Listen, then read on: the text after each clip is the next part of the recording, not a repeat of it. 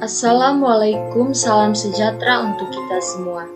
Perkenalkan, nama saya Scholastica Francina, NIM 22032533. Saya adalah mahasiswa Sekolah Tinggi Ilmu Administrasi Malang. Di sini saya akan menjelaskan teori anatomi tentang sistem endokrin sebagai tugas video pembelajaran yang diberikan oleh dosen Henry Didiarto, Escape Nurse MPD.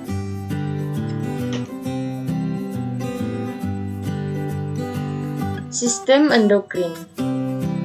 Apa itu sistem endokrin? Sistem endokrin adalah sistem kontrol kelenjar tanpa saluran atau ductless yang menghasilkan hormon yang bersirkulasi di tubuh melalui aliran darah untuk mempengaruhi organ-organ lain. Hormon bertindak seperti pembawa pesan dan dibawa oleh aliran darah ke berbagai sel dalam tubuh yang selanjutnya akan menerjemahkan pesan tersebut menjadi suatu tindakan. Sementara, kelenjar endokrin adalah organ yang menghasilkan sekresi yang disebut hormon yang dialirkan secara langsung ke dalam aliran darah dan sel-sel galdural. Karena alasan ini, kelenjar-kelenjar tersebut dikenal sebagai kelenjar tanpa dustur. Kelenjar endokrin atau kelenjar buntu adalah kelenjar yang mengirimkan hasil sekresinya langsung ke dalam darah yang beredar dalam jaringan. Kelenjar tanoan melewati dustus atau saluran dari hasil sekresi tersebut hormon. Pengertian. Apa itu hormon dan fungsi sistem endokrin? Kata hormon berasal dari bahasa Yunani, hormon yang artinya membuat gerakan atau membangkitkan. Hormon mengatur berbagai proses yang mengatur kehidupan, sementara sistem endokrin mempunyai 5 fungsi di antaranya. Membedakan sistem saraf dan sistem reproduktif pada janin yang sedang berkembang. Menstimulasi urutan perkembangan, mengkoordinasi sistem reproduktif, memelihara lingkungan internal optimal, melakukan respon korektif dan adiktif ketika terjadi suatu situasi darurat. Pentingnya fungsi hipotalamus dan hormon yang dihasilkan. Hipotalamus, bagian dari otak yang mengeluarkan bahan kimia berupa hormon yang dibutuhkan tubuh untuk membantu mengendalikan organ dan sel-sel tubuh. Fungsi hipotalamus yang paling utama adalah homeostasi, yaitu memastikan dan mempertahankan semua sistem tubuh berjalan stabil. Hipotalamus menghasilkan hormon-hormon yang mengendalikan produksi hormon di kelenjar pituitari. Hormon-hormon yang dihasilkan memiliki manfaat penting dan menjaga berbagai aspek kesehatan manusia. Jika fungsi hipotalamus mengalami gangguan, maka keseimbangan hormon dalam tubuh secara keseluruhan akan terpengaruh.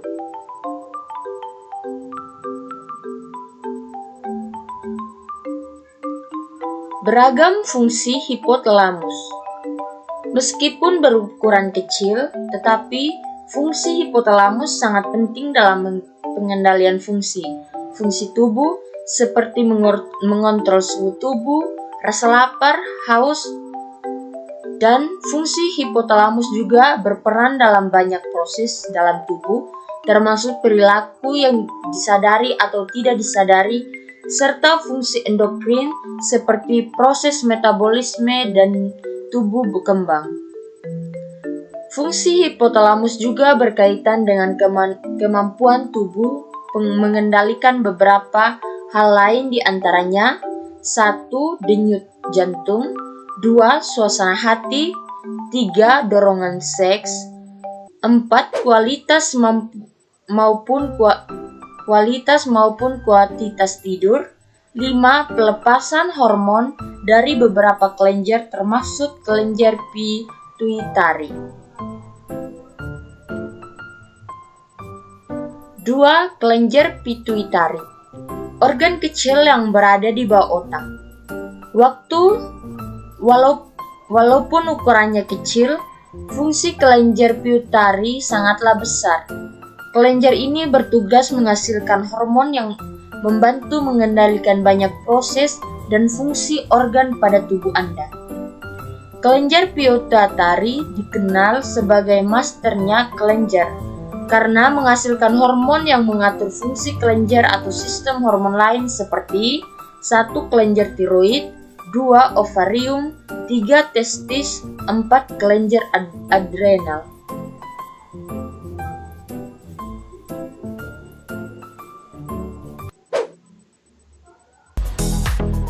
Tiga, kelenjar pineal. Kelenjar di dalam otak yang berfungsi menghasilkan hormon melatonin. Hormon ini berperan untuk menimbulkan kantuk dan mengatur irama tidur alami atau irama sirkadian. Itulah sebabnya jika fungsi kelenjar pineal tergantung dapat terjadi insomnia atau sulit tidur. Kelenjar pineal memiliki bentuk yang menyerupai biji pinus dan berukuran kecil yaitu sekitar 5-8 mm. Walaupun ukurannya kecil, kelenjar ini memiliki fungsi yang besar dalam kehidupan manusia. Yang keempat, thyroid gland. Kelenjar tiroid yang menghasilkan hormon tiroid terletak di bagian bawah leher. Di belakang kelenjar tiroid terletak kelenjar paratiroid. Hormon tiroid ini ada dua macam, yaitu tiroksin atau TA, T4 dan tirodotironi atau T3. Selain detak jantung, kehadiran hormon tiroid juga penting dalam membantu mengatur tekanan darah, suhu tubuh, dan proses mengubah makanan menjadi energi. Kehadiran kelenjar tiroid sangat penting karena hormon yang dihasilkan berdampak pada fungsi setiap sel dalam tubuh. Kerja kelenjar tiroid ini dikontrol oleh hormon TSH, thyroid stimulating hormone, yang diproduksi oleh kelenjar hipofisis di otak. Bila hormon dari kelenjar tiroid tidak memadai atau justru berlebihan, manusia dapat mengalami gangguan pertumbuhan dan metabolisme tubuh yang tidak normal. Hal ini menjadi alasan hormon tiroid sangat erat kaitannya dengan pertumbuhan dan perkembangan anak-anak. Yang kelima, parathyroid gland. Kelenjar paratiroid adalah kelenjar penghasil hormon paratiroid yang berperan penting dalam mengatur kadar kalsium dalam darah. Jika kelenjar ini mengalami gangguan, maka Anda berisiko mengalami berbagai masalah kesehatan. Salah satunya adalah gangguan tulang. Kelenjar paratiroid merupakan kelenjar yang terletak di leher, tepatnya di belakang kelenjar tiroid. Kelenjar paratiroid terdiri dari 4 kelenjar kecil yang ukurannya sebesar kacang polong. Meskipun ukurannya kecil, kelenjar paratiroid memiliki fungsi yang besar bagi tubuh. Beberapa fungsi kelenjar paratiroid. Yang pertama, mengatur pelepasan kalsium dari tulang ke aliran darah. Kedua, mengendalikan penyerapan kalsium dari makanan atau minuman pada saluran pencernaan. 3. Merangsang pembentukan vitamin D pada ginjal. 4. Meningkatkan penyerapan kalsium di ginjal dan mencegah ginjal membuang kalsium melalui urine. 5. Membuat ginjal mengeluarkan fosfat melalui urine. 6. Meningkatkan kadar magnesium dalam darah. 6. Kelenjar adrenal. Kelenjar adrenal juga dikenal dengan sebutan anak ginjal. Ini karena kelenjar supraralis ini terletak berada di antara ginjal. Faktanya, manusia memiliki sepasang kelenjar adrenal. Kelenjar ini terbentuk triangular dan berukuran sekira-kira sepanjang 5 cm.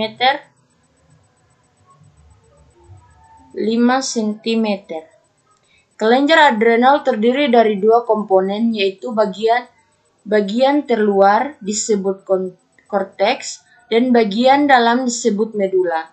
Kedua komponen ini akan menghasilkan produk hormon yang berbeda. Medula sendiri menghasilkan hormon yang berperan dalam ginjal. Ketujuh, kelenjar timus. Kelenjar timus adalah organ di belakang tulang dada yang menjadi anggota sistem limfatik. Kelenjar timus juga menghasilkan beberapa hormon sehingga menjadi bagian dari sistem endokrin. Tubuh memiliki beragam jenis organ yang memiliki fungsi menakjubkan. Salah satu organ yang mungkin jarang Anda dengar adalah kelenjar timus. Walau jarang terdengar, kelenjar timus akan melindungi Anda walau jasadnya menyusut seiring pertambahan usia. Ketahui lebih jauh tentang kelenjar timus dan fungsinya. Apa fungsinya? Fungsi kelenjar timus bagi tubuh, seperti yang diungkapkan di atas, kelenjar timus memainkan fungsi ganda untuk sistem limfatik maupun sistem endokrin. 8. Pankreas. Pankreas memiliki saluran atau ductus pancreatitus menuju duodenum, berfungsi menyalurkan enzim-enzim yang dihasilkan pankreas untuk membantu sistem pencernaan atau fungsi eksokrin pankreas. Ductus pancreaticus terdapat dua saluran yang mengalirkan hasil sekresi pankreas dalam duodenum. Ductus lungsum yang bersatu dengan ductus caudatus kemudian masuk ke dalam duodenum melalui sphincter Ogden. Ductus saccharinis yang lebih kecil langsung masuk ke dalam duodenum di sebelah atas sphincter Ogden. Saluran ini memberi petunjuk dari pankreas dan mengosongkan duodenum sekitar 2,5 cm di atas ampula hepatopankreatis. Jaringan utama pankreas. Pankreas terdiri dari dua jaringan utama. Pertama, akini menghasilkan enzim pencernaan.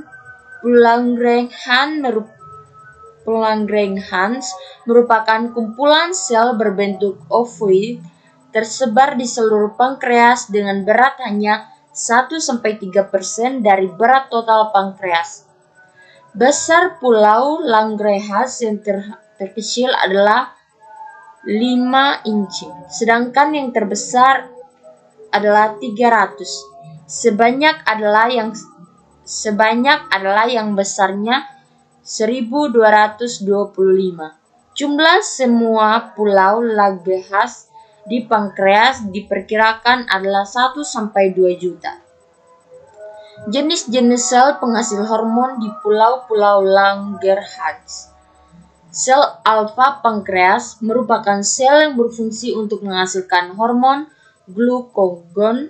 Hormon glukagon berfungsi untuk meningkatkan kadar gula dalam darah dan memecah cadangan gula hati lalu membawanya ke darah.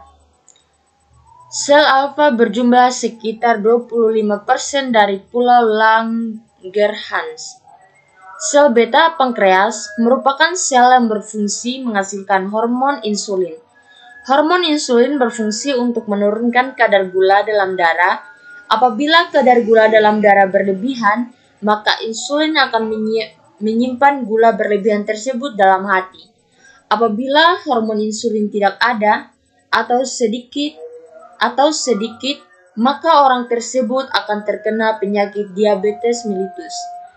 Sel beta berjumlah sekitar 70% dari pulau Langerhans. Berikut sel F pankreas atau gamma pankreas merupakan sel yang berfungsi menghasilkan polipeptida pankreas.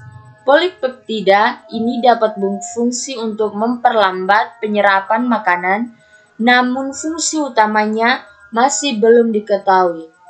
Sel gamma merupakan sel renik atau sangat kecil dan berjumlah kurang dari 1% dari Pulau Langerhans. Berikut, sel delta pankreas merupakan sel yang berfungsi untuk menghasilkan stomatatin. Hormon stomatatin berfungsi untuk menghambat sekresi glukagon oleh sel alfa pankreas dan menghambat sekresi insulin oleh sel beta pankreas serta menghambat produksi polipeptida oleh sel F pankreas. Intinya, hormon stomatatin menghambat sekresi sel lainnya. Jumlah sel delta kurang dari 5% dari Pulau Langerhans.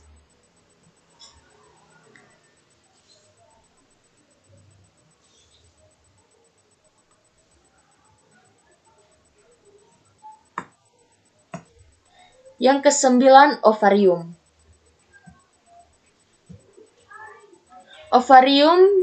Fungsi ovarium berperan penting dalam organ reproduksi wanita.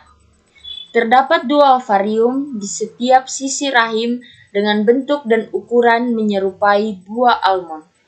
Fungsi ovarium kerap dikaitkan dengan tingkat kesuburan wanita. Perlunya pemahaman lebih perihal organ reproduksi demi menjaga kesehatan wanita, termasuk fungsi ovarium sendiri. Proses panjang yang dilalui fungsi ovarium wanita mengalami perkembangan sejak masa pubertas, periode prenatal hingga menopause. Hal itulah yang menguatkan untuk tak menganggap sepele fungsi ovarium, termasuk demi menjaga kesuburan. Berikut beberapa fungsi ovarium beserta fakta tersembunyi yang jarang diketahui. 10. Kanker testis. Kanker testis adalah tumor ganas yang tumbuh di testis atau buah zakar. Kanker testis biasanya ditandai dengan benjolan yang disertai nyeri pada salah satu testis. Testis adalah organ reproduksi pria yang berada di dalam skrotum atau kantong testis. Organ ini berfungsi memproduksi sperma dan hormon testosteron yang berperan penting dalam perkembangan dan fungsi seksual pria.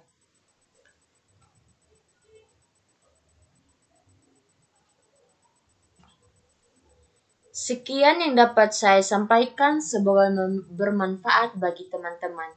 Jangan lupa subscribe, like, komen, dan share. Terima kasih.